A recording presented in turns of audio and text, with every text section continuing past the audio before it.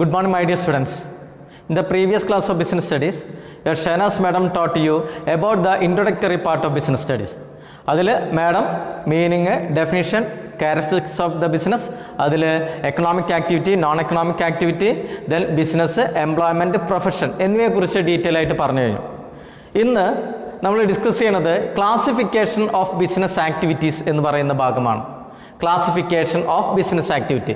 ഇതുമായി ബന്ധപ്പെട്ട് ഞാനൊരു ടേബിൾ നിങ്ങളെ അല്ലെങ്കിൽ ടേബിളല്ല, അതിൻ്റെയുമായിട്ട് ബന്ധപ്പെട്ടുള്ള ഒരു ഫ്ലോ ചാർട്ട് ഞാൻ നിങ്ങളെ ഇവിടെ ബോർഡിൽ കാണിക്കുകയാണ്. എല്ലാവരും ആ ഫ്ലോ ചാർട്ട് നന്നായിട്ട് നോക്കുക. ഓക്കെ, ആ ഫ്ലോ ചാർട്ടിലെ ഏറ്റവും ആദ്യത്തെ ഭാഗം ബിസിനസ്സിനെ ഇൻഡസ്ട്രി എന്നും കോമേഴ്സ് എന്നും രണ്ട് ഭാഗങ്ങളായിട്ട് മാറ്റിയിട്ടുണ്ട്. ഇൻഡസ്ട്രി എന്ന് പറഞ്ഞു കഴിഞ്ഞാൽ process of conversion of raw materials into useful goods. അതിലെന്തൊക്കെ വരുന്നുണ്ട്? മെക്കാനിക്കൽ ഡിവൈസും ആ ടെക്നിക്കൽ സ്കില്ലൊക്കെ ഉപയോഗപ്പെടുത്തിക്കൊണ്ട് പ്രോഡക്റ്റുകളാക്കി മാറ്റുന്ന പ്രോസസ്സ്. അതിലെന്ത്? Processing of goods, racing and breeding of the animals, ഇതൊക്കെ അതിൽ ഉൾപ്പെടുന്നതാണ്. അതുകൂടാതെ ഒരു പ്രോഡക്റ്റ് നിർമ്മിക്കുന്ന ഗ്രൂപ്പ് ഓഫ് ഫേംസിനെ നമ്മൾ എന്തെന്ന് വിളിക്കാം? ഇൻഡസ്ട്രീസ് എന്ന് വിളിക്കാം. ഉദാഹരണമായിട്ട് cotton textiles industry, jute industry, sugar industry എന്നിവയാണ്. ഇനി നമ്മൾ ഡിസ്കസ് ചെയ്യേണ്ടത് ദ ക്ലാസിഫിക്കേഷൻ ഓഫ് ഇൻഡസ്ട്രി എന്ന് പറയുന്ന ഭാഗമാണ്. ക്ലാസിഫിക്കേഷൻ ഓഫ് ഇൻഡസ്ട്രീനെ പ്രധാനമായിട്ടും 3 ഭാഗങ്ങളാക്കി മാറ്റിയിട്ടുണ്ട്. Primary industry, secondary industry, tertiary industry. അതിൽ ഏറ്റവും ആദ്യത്തെ ഭാഗമായിട്ടുള്ള പ്രൈമറി ഇൻഡസ്ട്രിയാണ് നമ്മൾ ആദ്യം ഡിസ്കസ് ചെയ്യാൻ പോണത്. നോക്കാം. നമ്മൾ പ്രൈമറി ഇൻഡസ്ട്രീസിനെ കുറിച്ചാണ് പറയുന്നത്. പ്രൈമറി ഇൻഡസ്ട്രിയുടെ തിയറി നോക്കാം. Which engage in the activities of extraction, production and processing of natural resources. It also include reproduction and development of living organism, plants. ഇവയൊക്കെയാണ് എന്താണ് പ്രൈമറി ഇൻഡസ്ട്രീസിൽ വരുന്നത്. പ്രൈമറി ഇൻഡസ്ട്രീസിനെ 2 ഭാഗങ്ങളാക്കി മാറ്റിയിട്ടുണ്ട്. ജെനറ്റിക് ഇൻഡസ്ട്രീസ് എന്നും എക്സ്ട്രാക്റ്റീവ് ഇൻഡസ്ട്രീസ് എന്നും. ഒന്നുകൂടി പറയാം, extractive industries എന്നും genetic industries എന്നുള്ളത് നോക്കാം. നമ്മൾ പ്രൈമറി ഇൻഡസ്ട്രീസിൻ്റെ 2 ഭാഗങ്ങളാക്കിയെന്ന് നമ്മൾ പറഞ്ഞു. എക്സ്ട്രാക്റ്റീവ് ഇൻഡസ്ട്രീസും അതേപോലെ തന്നെ ജെനറ്റിക് ഇൻഡസ്ട്രീസും. അതിലെ എക്സ്ട്രാക്റ്റീവ് ഇൻഡസ്ട്രീസ് എന്താണെന്നുള്ള കാര്യമാണ് പറയുന്നത്. Extractive industries involve extract something from the natural resources.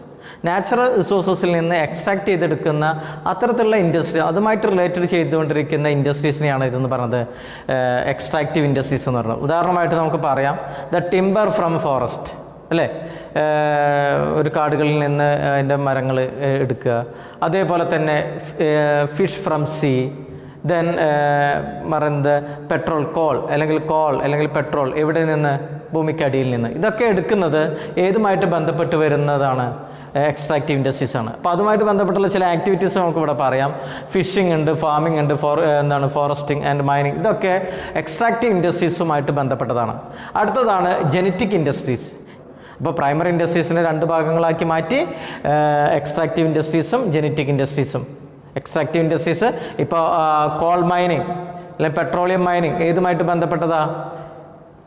Extractive industries ആണ്. എന്നാൽ ജെനറ്റിക് ഇൻഡസ്ട്രീസ് ഇപ്പോൾ കന്നുകാലിയുടെ വളർത്തൽ അല്ലെങ്കിൽ പൗൾട്രി ഫാം, കോഴി വളർത്തൽ, ആടിനെ വളർത്തൽ, പശുവിനെ വളർത്തൽ, ഇതൊക്കെ എന്തുമായിട്ട് ബന്ധപ്പെട്ട് വരുന്നു? പ്രാവിനെ വളർത്തലൊക്കെ എന്തുമായിട്ട് ബന്ധപ്പെട്ടതാ? ജെനറ്റിക് ഇൻഡസ്ട്രീസ് ആണ്. അപ്പോൾ പ്രൈമറി ഇൻഡസ്ട്രീസിനെ 2 ഭാഗങ്ങൾ നമ്മൾ മനസ്സിലാക്കി കഴിഞ്ഞു. അടുത്തതായി ഡിസ്കസ് ചെയ്യേണ്ടത് സെക്കൻഡറി ഇൻഡസ്ട്രീസ് ആണ്. സെക്കൻഡറി ഇൻഡസ്ട്രീസ് എന്ന് പറയുന്നത് റോ മെറ്റീരിയൽസിനെ ഫിനിഷ്ഡ് പ്രോഡക്റ്റ് ആക്കി മാറ്റുന്നതുമായിട്ട് ബന്ധപ്പെട്ടുള്ള ഇൻഡസ്ട്രീസ്. റോ മെറ്റീരിയൽസിനെ ഫിനിഷ്ഡ് പ്രോഡക്റ്റ് ആക്കി മാറ്റുന്നതുമായി ബന്ധപ്പെട്ടുള്ള ഇൻഡസ്ട്രീസാണ് ഏതെന്ന് പറയുന്നത് സെക്കൻഡറി ഇൻഡസ്ട്രീസ്. ആ സെക്കൻഡറി ഇൻഡസ്ട്രീസിൽ പ്രധാനമായിട്ടും നടക്കുന്ന ഒരു ആക്ടിവിറ്റിയാണ് അല്ലെങ്കിൽ മാനുഫാക്ചറിങ്.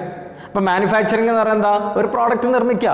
ആ പ്രോഡക്റ്റ് അല്ലെങ്കിൽ റോ മെറ്റീരിയൽസ് മെഷീൻസിൻ്റെയും മെഷീൻസിൻ്റെ സഹായത്തോടു കൂടിയും ടെക്നിക്കൽ സ്കില്ലിൻ്റെ ഒക്കെ സഹായത്തോടു കൂടി ഒരു റോ മെറ്റീരിയൽ ആയിട്ടുള്ള പ്രോഡക്റ്റിനെ ഫിനിഷ്ഡ് പ്രോഡക്റ്റ് ആക്കി മാറ്റുന്ന ഏരിയയാണ് ഏതെന്ന് പറയുന്നത് മാനുഫാക്ചറിങ് എന്ന് പറയുന്നത്. ആ മാനുഫാക്ചറിങ് ഏതുമായിട്ട് ബന്ധപ്പെട്ടതാണ്? Secondary industries. ആ സെക്കൻഡറി ഇൻഡസ്ട്രിയുമായിട്ട് ബന്ധപ്പെട്ട് ചില ഒരു 4-5 പോയിന്റ് നമ്മൾ ഡീറ്റെയിൽ ആയിട്ട് പഠിക്കേണ്ടതുണ്ട്. അതാണ് അടുത്ത ഡിസ്കസ് ചെയ്യാൻ പോകുന്നത്. ഓക്കെ, നോക്കാം. സെക്കൻഡറി ഇൻഡസ്ട്രീസിനെ 2 ഭാഗങ്ങളായിട്ട് മാറ്റിയിട്ടുണ്ട്.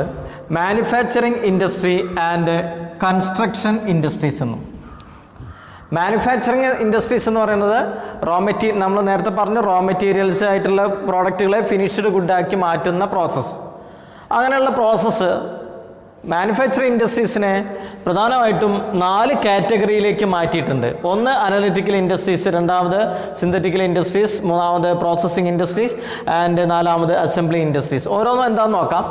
അനലിറ്റിക്കൽ ഇൻഡസ്ട്രീസ് എന്ന് പറയുന്നത് analyse and separate different elements from same material or same elements. അതായത് നമ്മൾ ഒരു എലമെൻസിൽ നിന്ന് വ്യത്യസ്ത പ്രോഡക്റ്റുകളെ അല്ലെങ്കിൽ വ്യത്യസ്ത ഐറ്റംസിനെ അതിൽ നിന്ന് എന്ത് ചെയ്യുക, എടുക്കുക.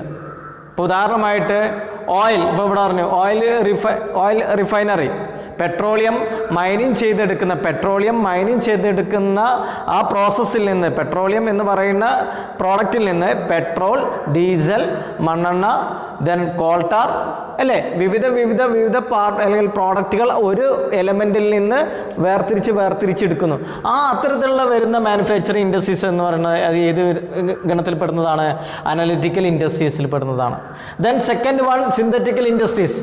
സിന്തറ്റിക്കൽ ഇൻഡസ്ട്രീസ് എന്ന് പറയുന്നത് നമ്മൾ വിവിധ കോമ്പോണൻസുകളല്ല വിവിധ ഐറ്റംസിനെ യോജിപ്പിച്ചുകൊണ്ട് ഒരു പ്രോഡക്റ്റ് നിർമ്മിക്കുക. ഇപ്പോൾ ഉദാഹരണമായിട്ട് സിമെൻറ്റ് നിർമ്മിക്കുന്നതിൻ്റെ ഇൻഗ്രീഡിയൻസ് കുറേ ഉണ്ട് അല്ലേ, ജിപ്സം, അതേപോലെ തന്നെ മറ്റു വസ്തുക്കളുണ്ട്. ഇവയെല്ലാം കൂട്ടിച്ചേർത്തുകൊണ്ട് ഒരൊറ്റ ഐറ്റമാക്കി മാറ്റുന്ന പ്രോസസ്സാണ് എന്തെന്ന് പറയുന്നത് സിന്തറ്റിക്കൽ പ്രോസസ്സ് അല്ലെങ്കിൽ സിന്തറ്റിക്കൽ ഇൻഡസ്ട്രീസ് എന്ന് പറയുന്നത്. അടുത്തതാണ് പ്രോസസ്സിംഗ് ഇൻഡസ്ട്രീസ്. പ്രോസസ്സിംഗ് ഇൻഡസ്ട്രീസ് എന്ന് പറയുന്നത് വിവിധ സ്റ്റെപ്പുകളിലൂടെ വിവിധ ഘട്ടങ്ങളിലൂടെ ഒരു പ്രോഡക്റ്റ് ഉണ്ടാക്കിയെടുക്കുക. ഇപ്പോൾ ഉദാഹരണമായിട്ട് പേപ്പർ നിർമ്മാണം അല്ലേ, ഷുഗർ നിർമ്മാണം അല്ലെങ്കിൽ ഷുഗർ ഇൻഡസ്ട്രീസ്, പേപ്പർ ഇൻഡസ്ട്രീസ് ഒക്കെ ഏതിന് വരുന്നതാണ്? പ്രോസസ്സിംഗ് ഇൻഡസ്ട്രീസിന് എക്സാമ്പിളാണ്. ഒരു പ്രോസസ്സ് ഇപ്പോൾ പേപ്പർ നിർമ്മിക്കുന്നതിന് നിങ്ങൾക്ക് അറിയാം, പേപ്പറിൻ്റെ പ്രധാനമായിട്ടുള്ള ഇൻഗ്രീഡിയൻസ് അല്ലെങ്കിൽ അതിൻ്റെ റോ മെറ്റീരിയൽസ് എന്തൊക്കെയാണ്? പുല്ല്, വൈക്കോല്, അതേപോലെ തന്നെ മുള തുടങ്ങിയ വസ്തുക്കളൊക്കെയാണ്. ഇവ എല്ലാത്തിനെയും കൂട്ടി യോജിപ്പിച്ചുകൊണ്ട് അല്ലെങ്കിൽ പ്രത്യേക ഓരോ അരച്ച് പ്രത്യേക ഘട്ടങ്ങളായിട്ടാണ് അതെന്തായിട്ട് മാറുന്നത്? പേപ്പറായിട്ട് മാറുന്നത്. അപ്പോൾ അത്തരത്തിലുള്ള ഒരു രീതിയിലേക്ക് പ്രോഡക്റ്റുകളെ മാറ്റുന്ന മാനുഫാക്ചറിങ് ഇൻഡസ്ട്രീസിൽ എത്തിപ്പെടുന്നതാണ് processing industries. Then finally the last one assembling industries. Assembling industries എന്ന് പറയുന്നത് വിവിധ പാർട്സുകളെ അസംബിൾ ചെയ്യുക, ഒരുമിച്ച് കൊണ്ട് അല്ലെങ്കിൽ ജോയിൻ ചെയ്തുകൊണ്ട് പുതിയ പ്രോഡക്റ്റ് ഉണ്ടാക്കി മാറ്റുക. കാറിനാവശ്യമായിട്ടുള്ള ടയർ, അതേപോലെ തന്നെ അതിൻ്റെ ഇൻറ്റേർണൽ പാർട്സുകൾ, ഇവയെല്ലാം പിന്നെ കമ്പ്യൂട്ടറുമായിട്ട് ബന്ധപ്പെട്ട അതിൻ്റെ സോഫ്റ്റ്വെയറുകൾ, അതേപോലെ തന്നെ ഹാർഡ്വെയർ, ഇതെല്ലാം യോജിപ്പിച്ചുകൊണ്ട് ഒരു കമ്പ്യൂട്ടറാക്കി മാറ്റുന്ന പ്രോസസ്സ് അല്ലെങ്കിൽ കാർ ഉണ്ടാക്കിയെടുക്കുന്ന പ്രോസസ്സ്, അതൊക്കെയാണ് ഏതിൽ വരുന്നത്? അസംബ്ലിംഗ് ഇൻഡസ്ട്രീസ് എന്നിൽ വരുന്നത്. അപ്പോൾ ഇവയെല്ലാം അതായത് analytical industries, synthetical industries, processing industries, assembly industries ഒക്കെ ഏത് ഇതിൽ വരുന്നു? മാനുഫാക്ചറിങ് ഇൻഡസ്ട്രീസിൽ വരുന്നു. ഈ മാനുഫാക്ചറിങ് ഇൻഡസ്ട്രീസ് ഏതിൻ്റെ ഭാഗമാണ്? സെക്കൻഡറി ഇൻഡസ്ട്രീസിൻ്റെ ഭാഗമാണ്. അതേപോലെ തന്നെ സെക്കൻഡറി ഇൻഡസ്ട്രീസിൻ്റെ ഭാഗങ്ങളിൽ പറഞ്ഞതാണ് മാനുഫാക്ചറിങ് ഇൻഡസ്ട്രീസും കൺസ്ട്രക്ഷൻ ഇൻഡസ്ട്രീസും. കൺസ്ട്രക്ഷനുമായിട്ട് ബന്ധപ്പെട്ട് വരുന്ന ഉദാഹരണമായിട്ട് വലിയ ഡാമുകൾ, അതേപോലെ ബ്രിഡ്ജുകൾ, അതേപോലെ തന്നെ ബിൽഡിങ്ങുകൾ, ഇതുമായിട്ട് ബന്ധപ്പെട്ട് വരുന്ന ഇൻഡസ്ട്രീസാണ് ഇതെന്ന് പറയുന്നത് കൺസ്ട്രക്ഷൻ ഇൻഡസ്ട്രീസ് എന്ന് പറയുന്നത്. ഇവയാണ് പ്രധാനമായിട്ടും ഏതിൽ വരുന്നത്? സെക്കൻഡറി ഇൻഡസ്ട്രീസിൽ വരുന്നത്. അടുത്തത് ഡിസ്കസ് ചെയ്യാൻ പോകുന്നത് ടേഴ്സറി ഇൻഡസ്ട്രീസ് എന്ന് പറയുന്നു. ടേഴ്സറി ഇൻഡസ്ട്രീസ് എന്ന് പറയുന്നത് പ്രൈമറി ഇൻഡസ്ട്രീസിനെയും സെക്കൻഡറി ഇൻഡസ്ട്രീസിനെയും ഒക്കെ സഹായിക്കാൻ ആവശ്യമായിട്ടുള്ള മേഖലകൾ.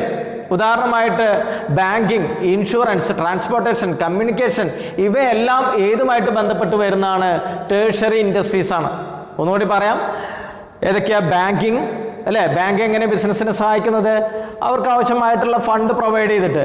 അതേപോലെ തന്നെ ട്രാൻസ്പോർട്ടേഷൻ, കമ്മ്യൂണിക്കേഷൻ, ഇൻഷുറൻസ് എങ്ങനെ ചെയ്യുന്നുണ്ട് അല്ലേ?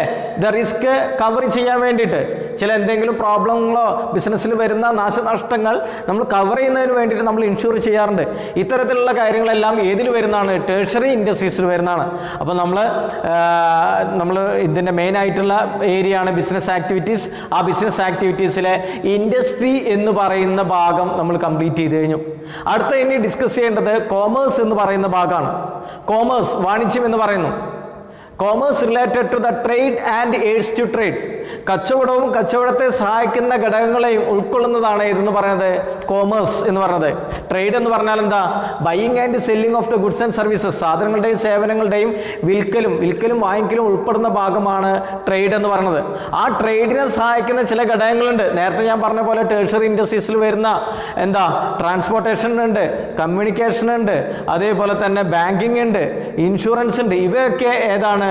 എയ്ഡ്സ് ടു ട്രേഡ് ആണ്. എയ്ഡ്സ് ടു ട്രേഡ് എന്ന് പറഞ്ഞാൽ കച്ചവടത്തെ അല്ലെങ്കിൽ സാധനം പ്രൊഡ്യൂസ് ചെയ്ത് കഴിഞ്ഞാൽ മറ്റുള്ള ആൾക്കാരുടെ കയ്യിൽ എത്തിക്കുന്നതിനെ സഹായിക്കുന്ന ഘടകങ്ങൾ. എയ്ഡ്സ് ടു ട്രേഡ്, ട്രേഡിനെ സഹായിക്കുന്ന ഘടകങ്ങൾ. അല്ലെങ്കിൽ the removal of hindrances of trade, കച്ചവടത്തിൽ വരുന്ന തടസ്സങ്ങളെ ദൂരീകരിക്കാനുള്ള ഒഴിവാക്കാനുള്ള ഘടകങ്ങളാണ് ഏതെന്ന് പറയുന്നത് എയ്ഡ്സ് ടു ട്രേഡ് എന്ന് പറയുന്നത്. അപ്പം trade and aids to trade ഉൾപ്പെട്ടുള്ള ഭാഗമാണ് ഏതെന്ന് പറയുന്നത് കോമേഴ്സ് എന്ന് പറയുന്നത്. നമ്മൾ അതിൻ്റെ ട്രേഡിൻ്റെ ഭാഗങ്ങളിലേക്ക് പോയിരുന്നു. ട്രേഡിനെ നമ്മൾ പറഞ്ഞു buying and selling of the goods and services പറഞ്ഞു.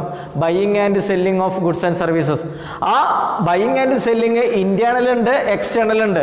ദ ഇന്റേണൽ രാജ്യത്തിൻ്റെ അകത്തുള്ള സാധനങ്ങളുടെ വിൽക്കലും വാങ്ങിക്കലിനെ നമ്മൾ എന്തെന്ന് വിളിക്കുന്നു? ഇന്റേണൽ ട്രേഡ് എന്ന് വിളിക്കുന്നു. ദെൻ രണ്ടാമത് external trade. Especially it's related to the export and import of the goods and services from our country to another country, അല്ലെ അബ്രോഡ് കൺട്രി. നമ്മുടെ രാജ്യവും മറ്റു രാജ്യവും തമ്മിലുള്ള സാധനങ്ങളുടെയും സേവനങ്ങളുടെയും ഒക്കെ എന്താ കൈമാറ്റം. ആ കൈമാറ്റം എങ്ങനെ നടക്കുന്നത്? എക്സ്പോർട്ടിലൂടെയും ഇമ്പോർട്ടിലൂടെയൊക്കെ ആണെങ്കിൽ അത്തരത്തിലുള്ള ട്രേഡിനെ എന്തെന്ന് വിളിക്കുന്നു? എക്സ്റ്റേണൽ ട്രേഡ് എന്ന് വിളിക്കുന്നു. ഇനി ഇന്റേണൽ ട്രേഡും എക്സ്റ്റേണൽ ട്രേഡും അല്ലാതെ മറ്റൊരു ട്രേഡും കൂടിയുണ്ട്, എൻട്രി പോർട്ട് എന്ന് പറയും. എൻട്രി പോർട്ട് എന്ന് പറയുന്നത് എക്സ്പോർട്ട് ചെയ്യുന്നതിന് വേണ്ടിയിട്ട് പ്രോഡക്റ്റുകൾ ഇമ്പോർട്ട് ചെയ്യാം. എക്സ്പോർട്ട് ചെയ്യുന്നതിന് വേണ്ടിയിട്ട് പ്രോഡക്റ്റുകൾ മറ്റ് രാജ്യങ്ങളിൽ നിന്ന് ഇമ്പോർട്ട് ചെയ്യുന്ന അത്തരത്തിലുള്ള ട്രേഡിനെ എന്തെന്ന് വിളിക്കുന്നു? എൻട്രി പോർട്ട് എന്ന് വിളിക്കുന്നു. ഇവയാണ് പ്രധാനമായിട്ടും ട്രേഡ് ആൻഡ് എയ്ഡ്സ് ടു ട്രേഡിൽ വിശദീകരിക്കാനുള്ളത്. ഇനി നമ്മൾ ഇതിൻ്റെ എയ്ഡ്സ് ടു ട്രേഡ് അല്ലെങ്കിൽ the removal of hindrances of trade, ട്രേഡിൽ വരുന്ന പ്രോബ്ലംസ് അല്ലെങ്കിൽ റിമൂവ് ചെയ്യാനുള്ള മെത്തേഡുകൾ എന്തെല്ലാം എന്നതിനെക്കുറിച്ചാണ് അടുത്ത് ഡിസ്കസ് ചെയ്യേണ്ടത്. അത് നമുക്ക് നോക്കാം. നമ്മൾ ട്രേഡ് ആൻഡ് എയ്ഡ്സ് ടു ട്രേഡിനെ കുറിച്ചാണ് ഡിസ്കസ് ചെയ്തത്. അതിൽ ട്രേഡിനെ കുറിച്ച് എല്ലാ കാര്യങ്ങളും പറഞ്ഞു. അടുത്ത ഡിസ്കസ് ചെയ്യേണ്ടത് എയ്ഡ്സ് ടു ട്രേഡ് അല്ലെങ്കിൽ ട്രേഡിനെ സഹായിക്കുന്ന ഘടകങ്ങളെ കുറിച്ചാണ് പറയേണ്ടത്. ട്രേഡിനെ സഹായിക്കുന്ന ഘടകങ്ങൾ എന്ന് പറയുന്നത് നമുക്ക് ട്രേഡിലുണ്ടാകുന്ന ചില തടസ്സങ്ങൾ, ഹിൻഡ്രൻസസ് ആണ്. The hindrances of person, hindrances of place, hindrances of time, hindrances of risk and hindrances of finance and information. ഇവയെല്ലാം കച്ചവടത്തിൽ വരുന്ന തടസ്സങ്ങളാണ് അല്ലെങ്കിൽ ട്രേഡിൽ വരുന്ന തടസ്സങ്ങളാണ്. ഈ തടസ്സങ്ങൾ ദൂരീകരിക്കുന്ന അല്ലെങ്കിൽ റിമൂവ് ചെയ്യുന്ന ഘടകങ്ങളാണ് ഓക്സിലറീസ് ടു ട്രേഡ്, ട്രേഡിനെ സഹായിക്കുന്ന ഘടകങ്ങൾ എന്ന് പറയുന്നത്. അപ്പോൾ ട്രേഡിനെ സഹായിക്കുന്ന ഘടകങ്ങളാണ് ട്രേഡ് ഉണ്ട്, ട്രാൻസ്പോർട്ടേഷൻ ഉണ്ട്, വെയർഹൗസിംഗ് ഉണ്ട്, ഇൻഷുറൻസ് ഉണ്ട്, ബാങ്കിങ് ഉണ്ട്, കമ്മ്യൂണിക്കേഷൻ ആൻഡ് അഡ്വർടൈസ്മെൻറ്റ്. ഇതിൽ അഡ്വർടൈസ്മെൻറ്റും കൂടി നമ്മൾ ആഡ് ചെയ്യാം. അഡ്വർടൈസ്മെൻറ്റ് ഇവയൊക്കെ ഉണ്ട്. നമുക്കിതിൽ ഓരോന്ന് നോക്കാം. ഏറ്റവും ആദ്യം trade. The trade removes the hindrances of person. Trade removes the hindrances of person. പരസ്പരം വ്യക്തികൾ തമ്മിൽ പരസ്പരം അറിയുന്നില്ലെങ്കിൽ ആ അറിയാത്ത കാര്യം ഏതിലൂടെ നടക്കുന്നുണ്ട്? ട്രേഡിലൂടെ. ഒരു പ്രോഡക്റ്റ് നമ്മൾ വിൽപ്പനയിലൂടെ, buying and selling of the goods and സർവീസസിലൂടെ എന്ത് ചെയ്യുന്നുണ്ട്? ഹിൻഡ്രൻസസ് ഓഫ് പേഴ്സൺ എന്ന് പറയുന്ന പ്രോബ്ലം റിമൂവ് ചെയ്യുന്നുണ്ട്. രണ്ടാമത് ട്രാൻസ്പോർട്ട് ആൻഡ് കമ്മ്യൂണിക്കേഷൻ. ഇത് രണ്ടും ഒരുമിച്ച് പറയേണ്ടതാണ്. Transportation and communication. ട്രാൻസ്പോർട്ടേഷനിൽ പ്രധാനമായിട്ട് പറയേണ്ടത് ഒരു പ്രോഡക്റ്റ് പ്രൊഡ്യൂസ് ചെയ്യുന്നത് ഒരു സ്ഥലത്തും, suppose the production of the sugar cane എവിടെയാണുള്ളത്? Uttar Pradesh അല്ലേ? ഇന്ത്യയിൽ ഏറ്റവും കൂടുതൽ പഞ്ചസാര ഉൽപ്പാദിപ്പിക്കുന്ന അല്ലെങ്കിൽ കരിമ്പ് ഉൽപ്പാദിപ്പിക്കുന്ന സ്ഥലം എന്ന് പറയുന്നത് ഉത്തർപ്രദേശാണ്. ആ ഉത്തർപ്രദേശിൽ പ്രൊഡ്യൂസ് ചെയ്യുന്ന കരിമ്പ്, അതുകൊണ്ട് നിർമ്മിക്കുന്ന പഞ്ചസാര നമ്മുടെ കേരളത്തിൽ അവൈലബിൾ ആണ്. എങ്ങനെ അവൈലബിൾ ആയി? By the way of the transportation അല്ലേ? ട്രാൻസ്പോർട്ടേഷൻ്റെ സഹായത്തോടു കൂടി വാഹനങ്ങൾ അല്ലേ, വാഹനത്തിൻ്റെ സഹായത്തോടു കൂടി വാഹനങ്ങളുടെ സാധനം ഇവിടെ എത്തിക്കുന്നതിൻ്റെ കൂടി എന്ത് ചെയ്യുന്നുണ്ട്? പ്രോഡക്റ്റ് നമ്മുടെ കേരളത്തിലേക്ക് എത്തുന്നു. അപ്പോൾ ഓക്സിലറീസ് ടു ട്രേഡിൽ വരുന്നതാണ് ട്രാൻസ്പോർട്ടേഷൻ. ഈ ട്രാൻസ്പോർട്ടേഷൻ എങ്ങനെയാണ്? It removes the hindrances of place. ഒരു സ്ഥലത്ത് നിന്ന് മറ്റൊരു സ്ഥലത്തേക്ക് എത്തിക്കുന്നതിനുള്ള തടസ്സം ഏതിലൂടെ മാറുന്നു? ട്രാൻസ്പോർട്ടേഷനിലൂടെ മാറുന്നു അല്ലെങ്കിൽ ഒഴിവാക്കുന്നു. അടുത്തതാണ് കമ്മ്യൂണിക്കേഷൻ. കമ്മ്യൂണിക്കേഷൻ എന്തിനാ? നമുക്കറിയാം കമ്മ്യൂണിക്കേഷൻ ഫെസിലിറ്റീസ് ഉണ്ട്. ടി വി, റേഡിയോ, അതേപോലെ തന്നെ മറ്റ് പത്രങ്ങൾ, മാസ് മീഡിയാസ്, അതൊക്കെ അതിൽ വരുന്നതാണ്. ഇവയൊക്കെയിലൂടെയൊക്കെ എന്ത് ചെയ്യുന്നുണ്ട്? ഒരു പ്രോഡക്റ്റിനെ കുറിച്ചുള്ള അറിവ് കസ്റ്റമേഴ്സിൻ്റെ അടുത്ത് എത്തിക്കുന്നതിന് വേണ്ടി നിങ്ങൾ പലരും പരസ്യങ്ങൾ കാണുന്നവയാണ് അല്ലേ? നിങ്ങൾ പരസ്യങ്ങൾ, ഞാനൊക്കെ പലപ്പോഴും ചില പരസ്യങ്ങളൊക്കെ കണ്ടിട്ടാണ് മക്കൾക്കൊക്കെ ആവശ്യമായിട്ടുള്ള ഈ പ്രോഡക്റ്റുകളൊക്കെ നമ്മൾ വാങ്ങിച്ചു കൊടുക്കാറ്. അത് നല്ലതാണോ ചീത്തയാണോ എന്നുള്ളതൊക്കെ നമ്മൾ മറ്റുള്ളവരുടെ ഇൻഫർമേഷൻ കൂടി കിട്ടിയിട്ടേ വാങ്ങിക്കാൻ പാടുള്ളൂ കേട്ടോ. അല്ലാതെ ഒരു പ്രോഡക്റ്റാണ് കേട്ടപാട് പോയി വാങ്ങിക്കാൻ പാടില്ല. അപ്പോൾ നമ്മൾ by the way of the advertisement അല്ലേ, അഡ്വർടൈസ്മെൻറ്റിലൂടെ സഹായത്തോടു കൂടി നമ്മൾ എന്ത് ചെയ്യുന്നുണ്ട്? ഒരു പ്രോഡക്റ്റിനെ കുറിച്ചുള്ള ഒരു അറിവ് നമുക്ക് ലഭിക്കുന്നു. ആ അറിവിലൂടെ നമ്മൾ എന്ത് ചെയ്യുന്നുണ്ട്? ആ പ്രോഡക്റ്റ് വാങ്ങിക്കും. അപ്പോൾ അത് ട്രേഡിനെ സഹായിക്കുന്ന ഒരു ഘടകമാണ് ഏതെന്ന് പറയുന്നത് അഡ്വർടൈസ്മെൻറ്റ്, കമ്മ്യൂണിക്കേഷനൊക്കെ. അപ്പോൾ ഹിൻഡ്രൻസസ് ഓഫ് ഇൻഫർമേഷൻ, ഹിൻഡ്രൻസ് അല്ലേ, ഒരു പ്രോഡക്റ്റിനെ കുറിച്ചുള്ള അറിവ് അല്ലെങ്കിൽ ആ അറിവിലുണ്ടാകുന്ന തടസ്സം ഏതിലൂടെ ഓവർകം ചെയ്യാൻ പറ്റുന്നു? കമ്മ്യൂണിക്കേഷൻ ആൻഡ് അഡ്വർടൈസ്മെൻറ്റിലൂടെ. It removes the hindrances of information. അടുത്തതാണ് വെയർഹൗസിംഗ് എന്ന് പറയുന്നത്. വെയർഹൗസിംഗ് എന്ന് പറയുന്നത് ഹിൻഡ്രൻസസ് ഓഫ് ടൈം. നമുക്ക് ഒരു പ്രോഡക്റ്റ് എല്ലാ സമയവും നമുക്ക് അല്ലെങ്കിൽ അത് സൂക്ഷിച്ച് വെക്കേണ്ട ആവശ്യമൊക്കെ വരും. ചില സമയങ്ങളിൽ ചില പ്രോഡക്റ്റുകൾ സൂക്ഷിച്ച് വെക്കുകയും നമുക്ക് കിട്ടാനില്ലാത്ത സമയത്ത് അത് എന്ത് ചെയ്യുന്നുണ്ട്? ആ വെയർഹൗസിംഗ് ചെയ്ത സ്ഥലത്ത് നിന്ന് നമുക്ക് അതിനെ സപ്ലൈ ചെയ്യുകയും ഉണ്ടാവും. അപ്പോൾ വെയർഹൗസിംഗ് എന്ന് പറയുന്നത് removes the hindrances of time. Hindrances of time, ഒരു സമയം, ആ സമയത്തിലുണ്ടാകുന്ന തടസ്സം റിമൂവ് ചെയ്യാൻ വേണ്ടിയിട്ട് ഉപയോഗിക്കുന്നുണ്ട്? വെയർഹൗസിംഗ് ഉപയോഗിക്കുന്നുണ്ട്. അടുത്തത് നമുക്ക് ഏറ്റവും ഇമ്പോർട്ടൻ്റ് ആണ്, അല്ലെങ്കിൽ ട്രേഡിൻ്റെ അല്ലെങ്കിൽ നമ്മുടെ ബിസിനസ്സിൻ്റെ ഇമ്പോർട്ടൻ്റ് പോയിന്റ് പറഞ്ഞതാണ് ഇറ്റ് ഇൻവോൾവ് ദ റിസ്ക്. ബിസിനസ്സുമായിട്ട് ബന്ധപ്പെട്ട് എന്തുണ്ട്? റിസ്ക് ഉണ്ട് അല്ലേ? നാശനഷ്ടങ്ങൾ അല്ലെങ്കിൽ നഷ്ടസാധ്യതകളുണ്ട്. ആ നഷ്ടസാധ്യതകൾ ഓവർകം ചെയ്യുന്നതിന് ഹിൻഡ്രൻസസ് ഓഫ് റിസ്ക്, നഷ്ടം റിമൂവ് ചെയ്യുന്നതിനെ നമുക്ക് എന്തുണ്ട്? ഇൻഷുറൻസ് ചെയ്താൽ മതി അല്ലേ? നമ്മൾ പലതരത്തിലുള്ള ഇൻഷുറൻസ് കമ്പനികളുണ്ട്. പ്രൈവറ്റ് മേഖലയിലുണ്ട്, ഗവൺമെൻറ് മേഖലയിലൊക്കെ ഉണ്ട് അല്ലേ? ICICI പ്രൊഡൻഷ്യൽ ഇൻഷുറൻസ്, IDBIയുടെ ഒക്കെ ഇൻഷുറൻസ് ഉണ്ട്. അതേപോലെ തന്നെ LIC ഉണ്ട്. ഇത്തരത്തിലുള്ള ഇൻഷുറൻസ് സ്ഥാപനങ്ങളൊക്കെ എന്ത് ചെയ്യുന്നുണ്ട്? ദെൻ വാഹനങ്ങൾക്ക് ജനറൽ ഇൻഷുറൻസ് അല്ലേ? പല വാഹനങ്ങളൊക്കെ നിങ്ങൾ പലരും ഇൻഷുറൻസ് ചെയ്തിട്ടില്ലേ? അപ്പം അത്തരത്തിലുള്ള ഇൻഷുറൻസ് എന്തിനാ ചെയ്യുക അല്ലേ? അതിലൂടെ ഉണ്ടാകുന്ന നഷ്ടം അല്ലേ, നഷ്ടം ഓവർകം ചെയ്യുന്നതിന് വേണ്ടിയിട്ട് ഇൻഷുറൻസ് ചെയ്യാറുണ്ട്.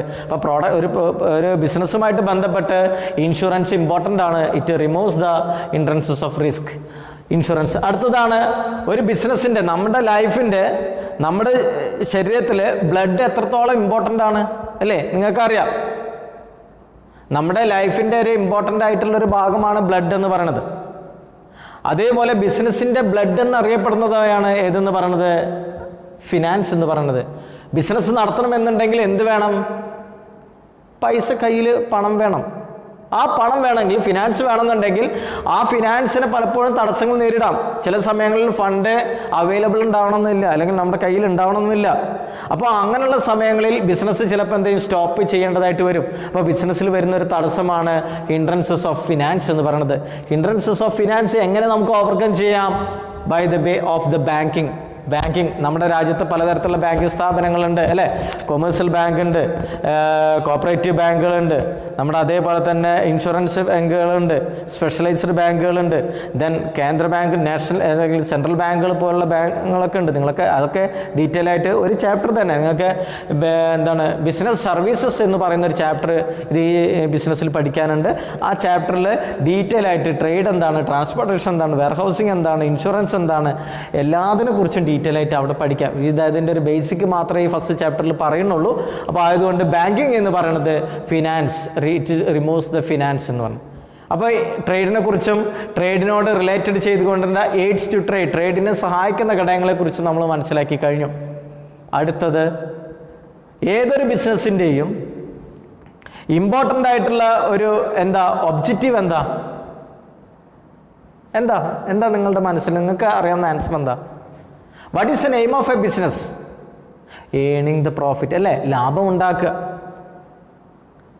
എല്ലാ ബിസിനസ് സ്ഥാപനത്തിനും എന്തുണ്ടാവണമെന്നില്ല, ലാഭം ഉണ്ടാക്കണമെന്നില്ല. എന്നാലും ഒരു പരിധി വരെ ബിസിനസ് സ്ഥാപനങ്ങളുടെയൊക്കെ ഇൻറ്റേർണൽ മോട്ടീവ് എന്താ? ഏണിങ് ദ പ്രോഫിറ്റ്, ലാഭം ഉണ്ടാക്കലാണ്.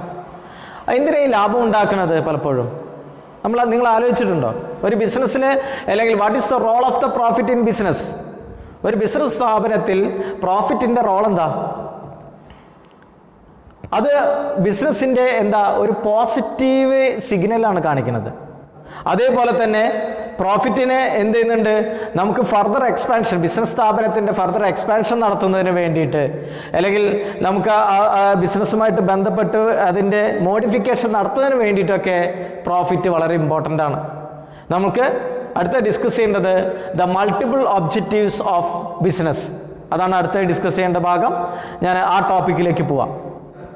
നമ്മൾ റോൾ ഓഫ് ദ പ്രോഫിറ്റിനെ കുറിച്ച് പറഞ്ഞു. പ്രോഫിറ്റ് എന്താ? The sources of income of that entrepreneur. ആ ബിസിനസ് സ്ഥാപനത്തിൻ്റെ ഉടമയ്ക്ക് ഒരു വരുമാനമാണ്. ആ പ്രോഫിറ്റ് അദ്ദേഹത്തിൻ്റെ ഒരു റെപ്യൂട്ടേഷനെ ബാധിക്കും. ബിസിനസ് സ്ഥാപനം നല്ല ലാഭത്തിലാണ് പ്രവർത്തിക്കുന്നുണ്ടെങ്കിൽ സൊസൈറ്റിയിൽ നല്ല പേര് വരും. പിന്നെ ഫർദർ എക്സ്പാൻഷൻ, ബിസിനസ് സ്ഥാപനത്തിൻ്റെ എക്സ്പാൻഷൻ നടത്തുന്നതിന് വേണ്ടിയിട്ടൊക്കെ പ്രോഫിറ്റ് അത്യാവശ്യമാണ്. അത് മാത്രമാണോ പ്രോഫിറ്റ് അല്ലെങ്കിൽ ബിസിനസ് സ്ഥാപനത്തിൻ്റെ objective?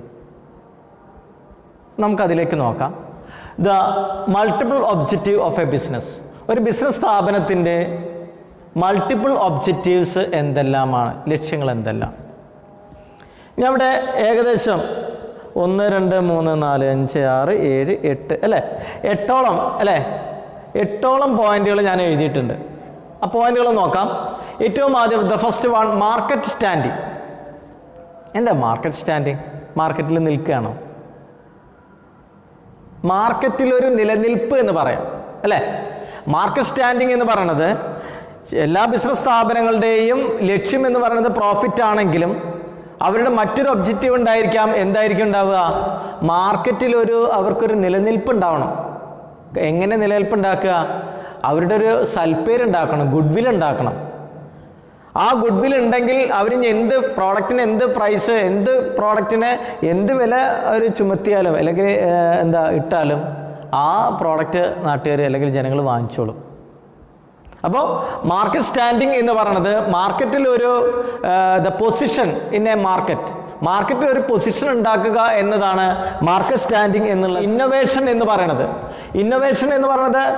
Introduce A new idea or introduce new technology or introduce a new പുതിയ ആശയങ്ങൾ പ്രൊഡക്ഷൻ ടെക്നിക്കിൽ കൊണ്ടുവരിക.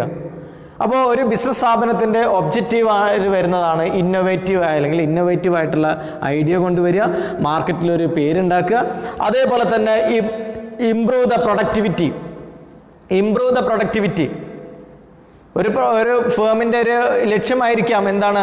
അവരുടെ പ്രൊഡക്ടിവിറ്റി എന്താ? The capacity of the production.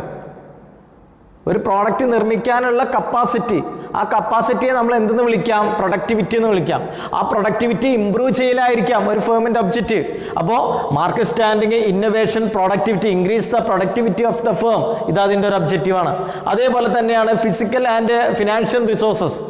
Acquire the physical and financial resources. ഒരു ബിസിനസ് സ്ഥാപനത്തിന് പ്രോഫിറ്റിനേക്കാൾ ഉപരി ചിലപ്പോൾ എന്തുണ്ടായിരിക്കാം? അവരുടെ ഭൗതികപരമായിട്ടും ധനകാര്യപരമായിട്ടുള്ള physical and financial resources acquire ചെയ്തെടുക്കുക, നേടിയെടുക്കുക. അവരുടെ ബിസിനസ് സ്ഥാപനത്തിന് ആവശ്യമായിട്ടുള്ള ഓരോ ഫിസിക്കലും ഫിനാൻഷ്യലുമായിട്ടുള്ള മെറ്റീരിയൽസ് നേടിയെടുക്കലാണ് ഒബ്ജക്റ്റീവ്സ് ഓഫ് ബിസിനസ് എന്ന് പറയുന്നത്. ദെൻ നേരത്തെ നമ്മൾ പറഞ്ഞ പോലെ ഏണിംഗ് ദ പ്രോഫിറ്റ് നേടിയെടുക്കുക. ഇനി ഇത് വിശദീകരിക്കേണ്ട ആവശ്യമില്ല, നമ്മൾ ഓൾറെഡി പറഞ്ഞു കഴിഞ്ഞു. Then manager performance.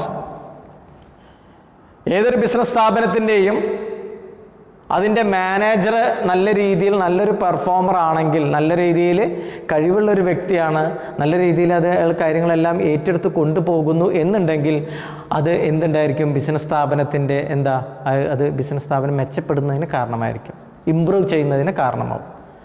അപ്പോൾ ബിസിനസ് സ്ഥാപനത്തിൻ്റെ മറ്റൊരു ലക്ഷ്യമുണ്ട്, അതിലുള്ള മാനേജറുടെ പെർഫോമൻസ് ഇംപ്രൂവ് ചെയ്യിക്കുക. ആ ഇംപ്രൂവ് ചെയ്യും തോറും എന്ത് ചെയ്യും?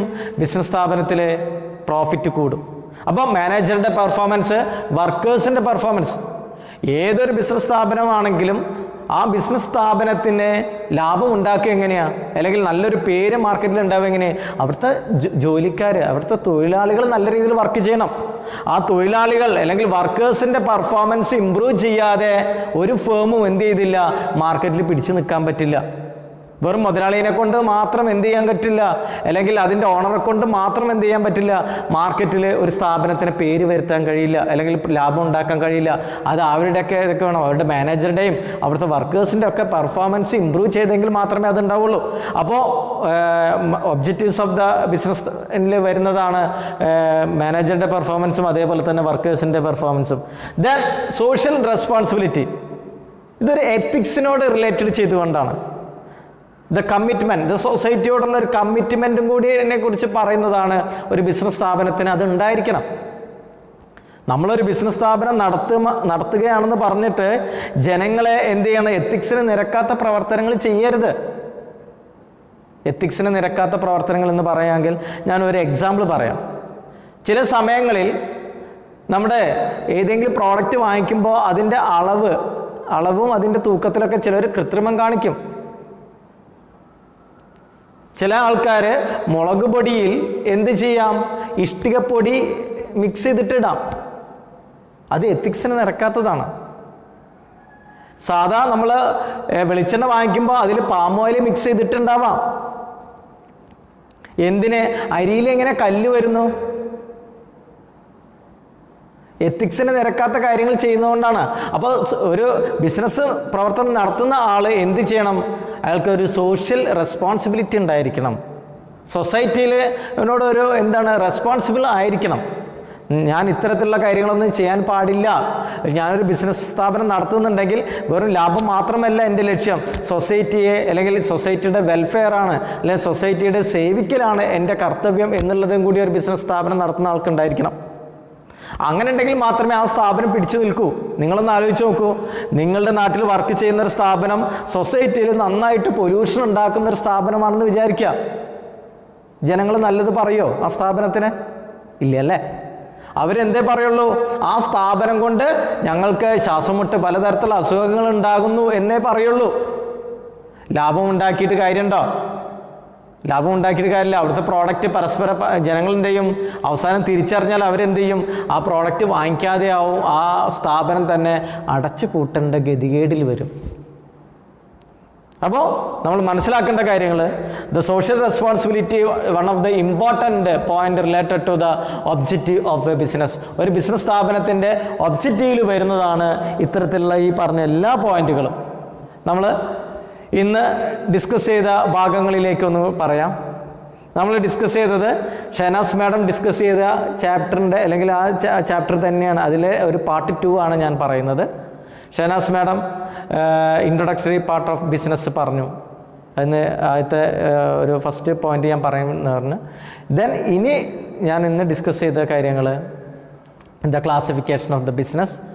അത് ആ ക്ലാസിഫിക്കേഷൻ ഓഫ് ബിസിനസ്സിൽ ഇൻഡസ്ട്രിയോട് റിലേറ്റഡ് ചെയ്തുകൊണ്ടുള്ള എല്ലാ പോയിൻറ്റും, ദെൻ കോമേഴ്സിനോട് റിലേറ്റഡ് ചെയ്തുകൊണ്ടുള്ള പോയിൻറ്റുകൾ, അതിൽ ട്രേഡ്, എയ്ഡ്സ് ടു ട്രേഡ് തുടങ്ങിയവ പറഞ്ഞു.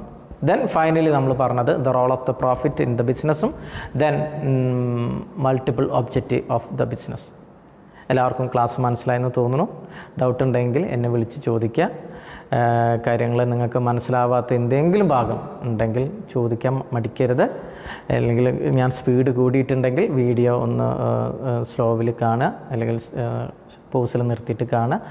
അതേപോലെ തന്നെ അത് സേവ് ചെയ്തിട്ടൊക്കെ കാണാം. Okay, thank you.